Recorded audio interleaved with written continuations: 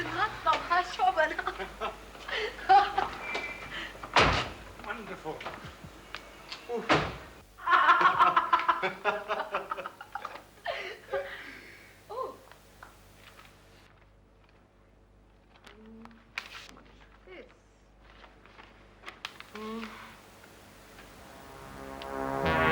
Any problem? हाँ? नहीं, कोई प्रॉब्लम नहीं।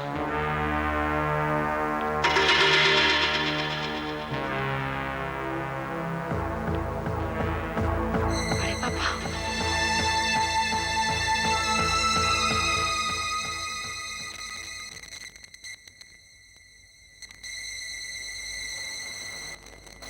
Excuse me. Excuse Tara. Tara Sehgal. जी, How are you, बेटे? I am fine, thank you. आप ही वो लॉयर हैं जिन्होंने मुझे ये पेपर्स भेजे थे? जब मेरा ही नाम मजीठिया है तो नेचुरली मैं ही वो लायर हूँ। Come on, sit down. Thank you, thank you. बेटे अगर थैंक यू पर थैंक यू कहती जाओगी तो काम कैसे चलेगा? इतना हैरत अंगेज होने की बात नहीं है। मैं जानता हूँ कि तुम मुझे नहीं जानती हो, लेकिन मैं तुम्हें बहुत अच्छी तरह जानता हूँ और ऐसी ऐसी बातें बता सकता हूँ जो तुम्हें भी याद नहीं होंगी, जैसे तुम्हारे बचपन की बातें। लेकिन फिर ऐसा कैसे हुआ कि मैं आपसे कभी मिली ही नहीं? I mean, आप जरूर बड़े पापा के दोस्त रहे होंगे, क्यों?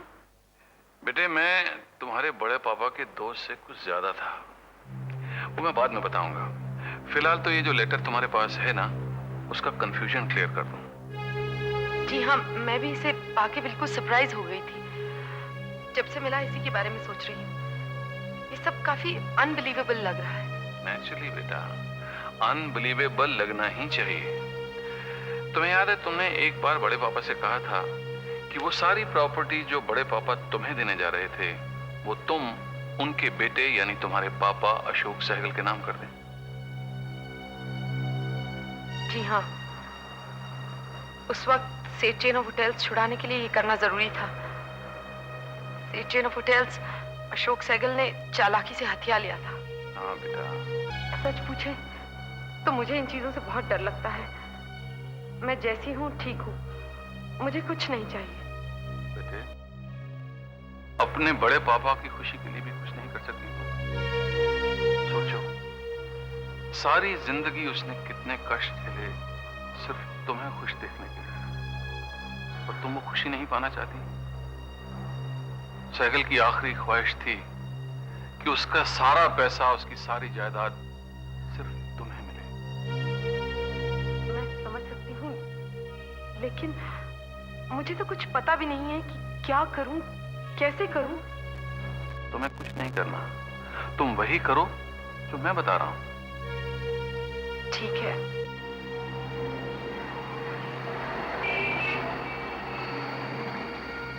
इंटरनेट की उड़ान IC 164 गोवा से आकांक्षी है। अनाउंसर की उड़ान टॉप इंटरनेट फ्रॉम गोवा। क्या खबर लाएं आप? खबर तो बहुत बुरी है सहगल साहब। 1000 बार आपसे कहा है कि मनूस खबर लेके मुझे एयरपोर्ट पर रिसीव करने मत आया करिए, फिर चले आते हैं आप। सहगल साहब, अपनी तो किस्मत ही कुछ ऐसी है, बुरी खबर भी खुद ही सुनाते हैं और उसे सुलझाते भी खुद ही हैं।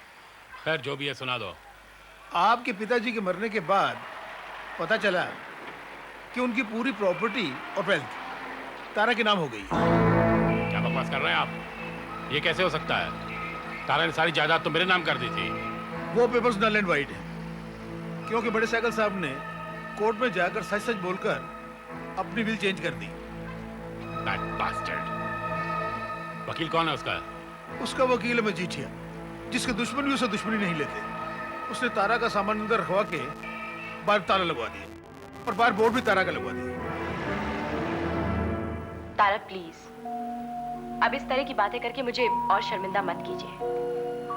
मैं जानती हूँ आपको और अच्छी तरह समझती हूँ कि बनी आपके लिए काफी इंपॉर्टेंट है। पोपो और पेठा भी मेरे दोस्त हैं, लेकिन इसका मतलब ये तो नहीं कि मेरा उनके साथ अफेयर चल रहा है। उस दिन मैंने वो बात आपसे इसलिए नहीं की क्योंकि बहुत अरसे बाद आपको हंसते हुए और खुश देखा। और जो बात मैं कहना चाहती थी वो बहुत ही डिप्रेसिंग थी। आई एम सॉरी बेटे, मैंने तुम्हें गलत समझा। चलिए चलो बैठो यहाँ पे। बैठो बैठो बैठो बैठो बैठो बैठो। और एक बात का जवाब दीजिए, मैंने कभी भी आपके सामने मैच्योरिटी दिखाई है? तो आप कैसे एक्सपेक्ट कर सकती हैं कि मैं आपके सामने मैच्योर बिहेवियर दिखाऊंगी? हाँ? लेकिन असली बात तो यह है तारा कि मैंने आज तक जो भी सीखा है आप ही से सीखा है। अपने जज्बातों को समझना, अपनों की परवाह करना, सब कुछ। और आप समझती हैं कि मैं आप ही की फीलिंग्स नहीं समझ पाऊंगी। हाँ? देखो ना, मुझे लगा शायद तुम मुझसे नाराज हो क्योंकि मैंने तुम्हारे पापा को छोड़ दिया है। अच्छा अच्छा अच्छा, अब ये बस ये इमोशनल ड्रामे बहुत हो गए और मुझे ये बताइए कि आज शाम को आप क्या कर रही हैं? आज शाम को कुछ नहीं। तो भी ठीक है, हमारे साथ चलिए। कहाँ? पॉप और पेठा के साथ, और कहाँ? नहीं भाई, मैं तुम लोगों के साथ क्या करूंगी? वही करेंगे जो हम करेंगे, यानी मस्ती, और क्या। अच्छा ठीक है, लेकिन जाते वक्त हमें बड़े पापा के यहाँ से होकर जाना पड़ेगा। Okay, no problem.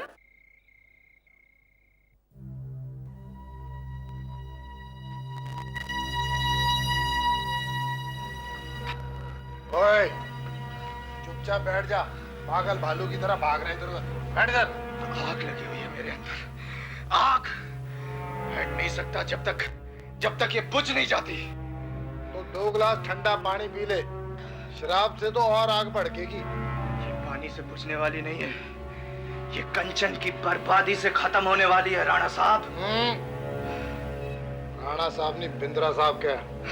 हाँ, वही। अब अपने आप से भी छुपाना पड़ेगा क्या? हाँ, झूठ बोलने की आदत डाल। इतना झूठ बोल कि खुद को भी सच लगने लगे। तो फिर क्यों बताई आपने मुझसे सच्चाई? क्यों नहीं बने रहे बिंद्रा साहब? उल्लू के पट्टे तेरे को यकीन दिलाने के लिए कि मैं बिंद्रा नहीं, राणा हूँ। मुझे मतलब नहीं है ये सब वाहियात बातों से। मुझे सिर्फ कंचन का काम तमाम करना है, बस। क्या करना चाहता है? गोली मार दूंगा उसे, उसका सर उड़ा दूंगा। आप क्यों बैठे हैं चुपचाप? आप क्यों नहीं उसे खत्म करवाते? देख पृथ्वी, नौसिखिए की तरह बातें मत कर। इतना आसान नहीं होता। क्यों नहीं होता? मैं मारूंगा। देख, अगर गोली मारना इतना आसान होता ना तो सारे लोग एक दूसरे को कब के गोली मार चुके होते। तेरे को और मेरे को गोली मारने को ना बहुत लोग तैयार बैठे हैं, पर मारी किसी ने नहीं। कहना आसान है, करना बहुत मुश्किल होता है। मैं करके दिखाऊंगा। बंजारा, छीन ले इसके हाथ से बोतल, तो पीता जाएगा और बक बक करता रहेगा। इतना मत पियो हुजूर, दिल की आग और ज्यादा भड़क जाएगी।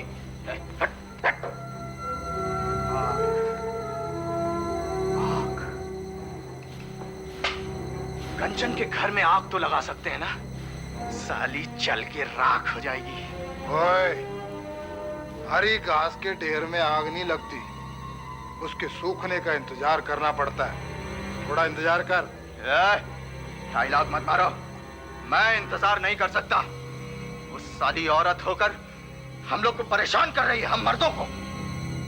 बहुत ताकत है उसके पास। हमारे जैसे कितने मर्दों को उसने कुत्ते की तरह अपना गुलाम बना के रखा हुआ है। हमारा काम तो वही करते हैं। वो तो साली ऐश करती है एयर कंडीशन गाड़ियों में। उसके गाड़ी में बम तो लगा सकते हैं ना? लगता है तेरी खोपड़ी में भूत घुस गया जो तू बक बक किए जा रहा है। मैं बक बक नहीं कर रहा हूँ, ये हकीकत है।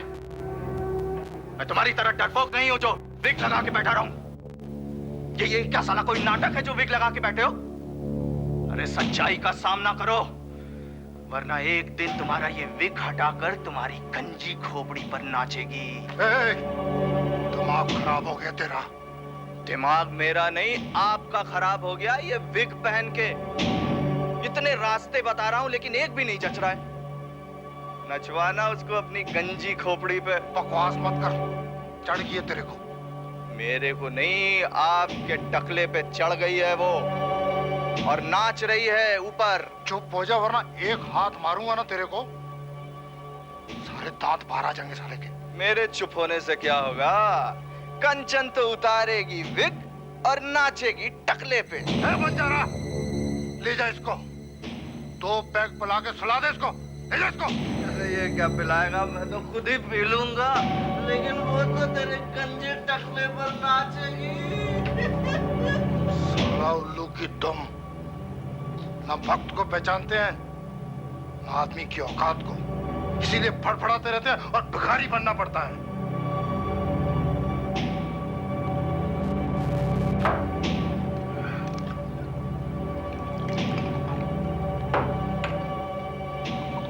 सर, आप इस आदमी की इतनी बदतमीजी का बर्दाश्त करते हैं?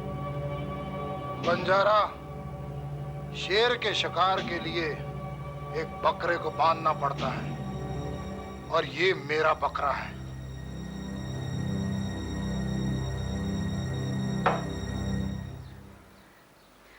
आरज़ू, मुझे डर है मेरे साथ कुछ बहुत बड़ी गड़बड़ होने वाली है। नहीं कंचन, ऐसा कुछ नहीं है। दरअसल जब हम डरते हैं कि कुछ उल्टा ना हो जाए, गलत ना हो जाए, तो हमें ये लगने लगता है कि कहीं कुछ गड़बड़ है। इस मामले में मेरी इंट्यूशन गलत नहीं होती है। मुझे मालूम है कुछ होने वाला है। वैसे भी ये जो सब मेरे साथ हो रहा है, इसे नजरअंदाज तो नहीं किया जा सकता ना। पाशा की मौत, पृथ्वी का अचानक गायब हो जाना और मेरे कॉन्ट्रैक्ट्स एक के बाद एक मुझसे छूट जाना। Something big is going to happen. इस बार ऐसा कुछ नहीं होगा। क्यों? इस बार क्या अलग है? इस बार हम दोनों साथ हैं। और वैसे भी मुझे तो कभी ऐसा नहीं लगता। मैं भी खतरों से घिरी हुई हूँ। तुझे ऐसा क्यों महसूस होता है? क्योंकि आरज़ू, तुम्हारे खतरे कुछ अलग हैं। क्योंकि तुमने कभी किसी का नुकसान नहीं किया, कभी किसी को चोट नहीं पहुंचाई। क्योंकि तुम हमेशा एक अच्छी साफ जिंदगी जी हो, एक सॉलिड मजबूत घर में। जबकि मेरा घर तो पत्तों का बना हुआ है। एक जरा सी फूंक मारी, उड़ के नीचे ढेर हो जाए। और मुझे मालूम है आरज़ू, ये जो सारे जुर्म है मेरे ऊपर, जो खून है मेरे हाथों पे, इसका कभी ना कभी तो हिसाब करना पड़ेगा, कभी ना कभी तो जवाब देना पड़ेगा। नहीं कंचन, ऐसी बात नहीं है। जब तू ऊपर जाएगी ना, तो तुझे किसी का भी हिसाब नहीं देना होगा। ऊपर वाला सब जानता है, समझता है। और वैसे भी जहां तक तेरा सवाल है, तूने हमेशा अपने अच्छे बुरे का बैलेंस बराबर बना के रखा है। और मैं भी यही समझती हूँ कि बुरे के लिए बुरा बनना कोई गलत बात नहीं है। सिस्टर बर्टा के मॉरल साइंस क्लासेस याद है तुम्हें? तुम्हें सुनकर बस उन्हीं की याद आ रही है अभी। तुमने पूछा तो कह दिया मैंने। वैसे एक बात है, तुम बहुत ज्यादा इनसिक्योर फील करती हो। तुम्हारा ऐसा कोई नहीं है जिसे तुम अपना कह सको। सिर्फ मैं ही हूँ जो इतनी ज्यादा गहराई में तुम्हारे साथ धसी हुई हूँ कि समझ सकती हूँ। अकेलापन ही आदमी को इनसिक्योर बना देता है। और कोई चॉइस भी तो नहीं है। बेकार बातें मत कर।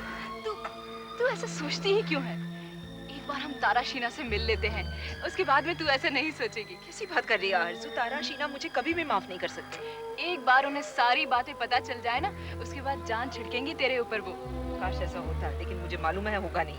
सुन, हम तारा के घर जाएंगे और शीना को भी वहीं बुला लेंगे। उससे कहेंगे कि एक सरप्राइज देना है। और सुनो सुनो, तुम्हारे जैसे नहीं इस होते। बार बहस मत करो। चल, हम चलते हैं। चल ना मेरे साथ। कंचन, प्लीज चल आ। उफ, झूले लाल, ये तो एच गई यार, एच गई। कौन गई, कहाँ गई? अरे कोई नहीं गई बाबा, किधर नहीं गई। हद हो गई यार, ये तो हद हो गई। क्यों? क्यों क्या? आज जो बोली थी कि वो आएंगी और आकर छप को सरप्राइज देंगी, और पता नहीं उसके सरप्राइज का कौन सा प्राइज देना पड़ेगा और कितना वेट करना पड़ेगा यार उसका। लेकिन तुम क्यों बेचैन हो रहे हो? सरप्राइज तुम्हारे लिए तो आ नहीं रहा है और फिर जबरदस्ती चिपक गए हो पूंछ की तरह। नहीं शीना, ऐसे मत कहो। देखो बेचारा नाराज हो गया है। नहीं डैनी, तुम्हें तो हक है हमारे साथ हमेशा रहने का, है ना? पक्का? इल्लू इल्लू, मैं तो इल्लू। शट अप यार, एक तो आरज़ू नहीं आ रही और ऊपर से तुम तंग कर रहे हो। देखो अब तुम हो रही हो वो चेन, मेरी तरह वो तुम चेन हो रही हो। वो चेन बोलती है ना, घूल बेचैन वो तुम हो रही हो। आरजू नहीं आई अब तक यार, अब तक नहीं आई। कौन कहता है? आ गई आरजू, आ गई। शीना, कैसी है तू? अच्छी हूँ। अच्छा ये बताओ किधर है तेरा छड़ और किधर है तेरा प्राइज? मेरा सरप्राइज अभी भी सस्पेंस है, लेकिन तुम लोग एक वादा करो, उसे देखकर वैसे रिएक्ट नहीं करोगे जैसे हमेशा करते हो। मैं समझ गई, तुम कंचन को लाई हो ना? हाँ, लेकिन आरजू तुम कैसे सोच सकती हो कि हम उसे देख के रिएक्ट नहीं करें? देख शीना, प्लीज पहले कसम खाओ कि मैं तुम्हें सारी बातें समझा दूंगी। नहीं, बिल्कुल नहीं।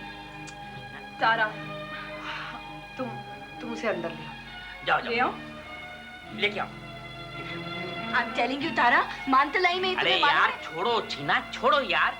देखो एक बात को समझो, वक्त के थप्पड़ तुमको भी पड़े हैं और वक्त के थप्पड़ उसको भी पड़े हैं यार। हाँ, लेकिन... जो भी हो, छमे का पहिया चले रे भैया। अरे टाइम के साथ चेंज होना मांगता है बाबा। हाँ, लेकिन शीना वो यहाँ तक आई है तो आने दो ना, ऐसा मत करो यार। बाबा अभी उसको वेलकम करना मांगता है यार, तुम समझो। तारा,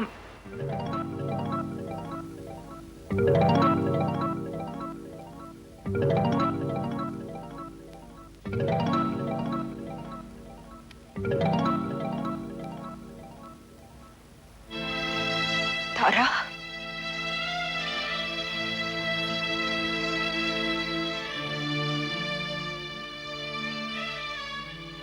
तारा, कांची, तारा, Kanchi.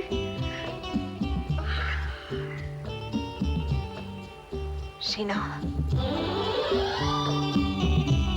Sheena, Kanchi,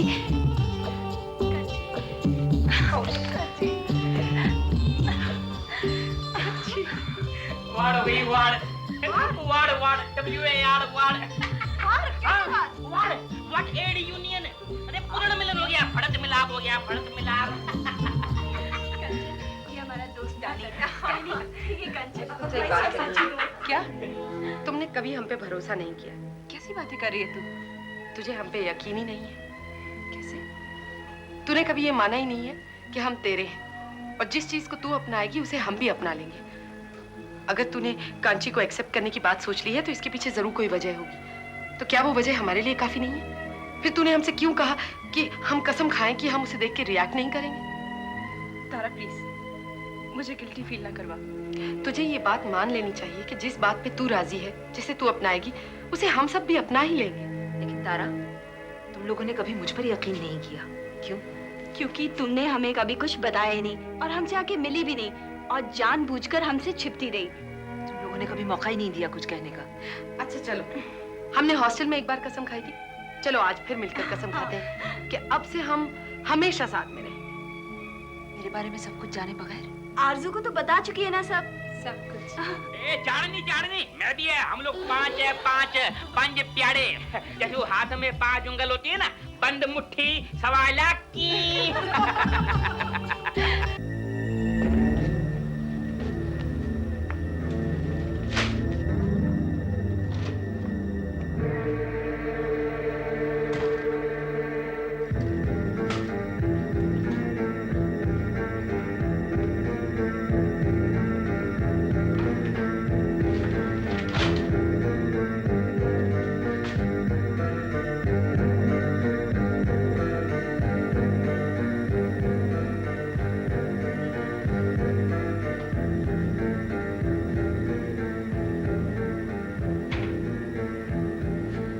good evening sir.